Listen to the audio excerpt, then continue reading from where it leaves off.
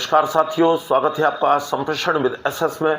मैं हूं आपका दोस्त डॉक्टर एसएस त्रिपाठी। साथियों, आज बात युद्ध के कारण पैदा हुए हालातों के बारे में।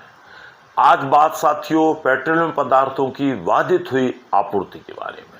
साथियों, आज पूरी दुनिया पेट्रोलियम पदार्थों की कमी से जूझ रही है और हमारा देश भी भारत इससे अछूता नहीं है। सरकारें अपने तौर पर प्रयास कर रही हैं और हम सब का भी दायित्व है कि आपदा के इस दौर में बुद्धिमत्तापूर्ण उपयोग और बचत को प्रोत्साहन देकर अपना सहयोग करें, क्योंकि साथियों यदि युद्ध लंबा खिंचता है तो पेट्रोलियम पदार्थों का जो संकट है और गहरा सकता है।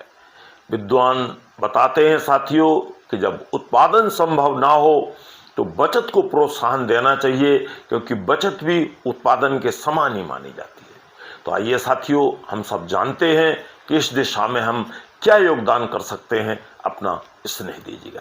तो साथियों, सबसे पहली बात है वाहनों के बारे में, यातायात के बारे में, कि वाहनों का जो ईंधन है, डीजल है, पेट्रोल है, सीएनजी गैस है, इनकी बचत के लिए हम क्या उपाय कर सकते हैं।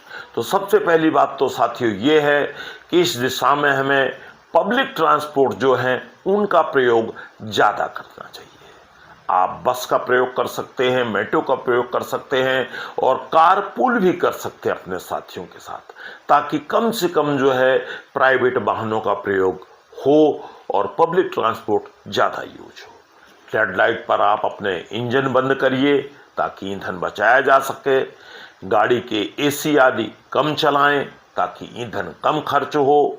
समय पर सर्विस कराएं, पोल्यूशन चेक कराएं ताकि ईंधन की खपत कम की जा सके। इलेक्ट्रिक वाहनों का प्रयोग करें, सोलर वाहनों का प्रयोग करें।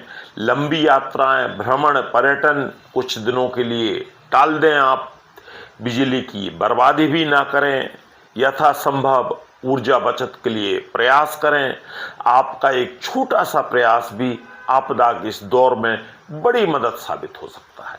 अब साथियों बात आते हैं दूसरी बात यह है कि घरेलू ईंधन जो है आपका एलपीजी गैस है, पाइपलाइन गैस है, केरोसिन ऑयल है, इन सब की बचत के लिए हम क्या कर सकते हैं।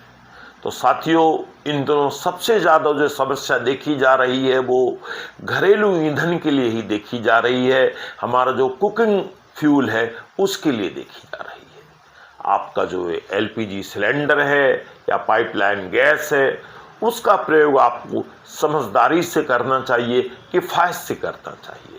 हमेशा बड़े चूल्हे को जलाने की बजाय छोटे चूल्हे का भी प्रयोग करें।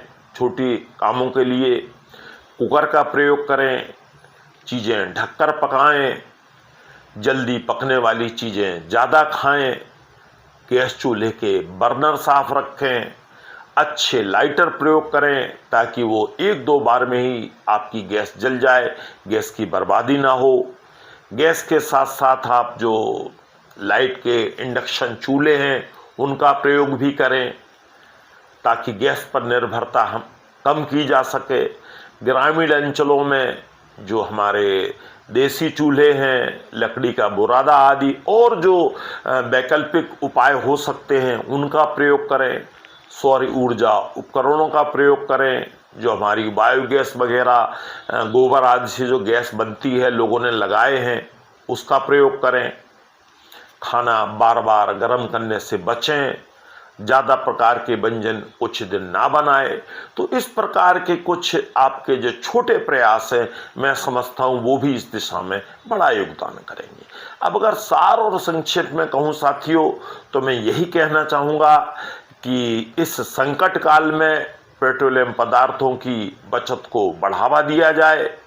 हर व्यक्ति इस बारे में सोचे, पैनिक क्रिएट ना होने दें, बेवजह ईंधन का भंडारण ना करें, क्योंकि कई लोग डर के मारे बहुत सारे सिलेंडर पेट्रोल डीजल इकट्ठा करके रख रहे हैं, तो उससे बचें। और सरकारों को निशाना बनाने की बजाय इस संकट के काल में आप जो कुछ भी कर सकते हैं संकट काल में अपने तौर पर वो उपाय अवश्य करें, सहयोग करें, एक दूसरे की मदद को पाएं, क्योंकि साथियों यदि हम सब एक साथ हैं तो मिलकर हम किसी भी मुश्किल से मुकाबला कर सकते हैं। और यह तो फिर एक छोटी सी मुश्किल है। जल्दी मिलते हैं फिर किसी नए कंटेंट के साथ। नमस्कार।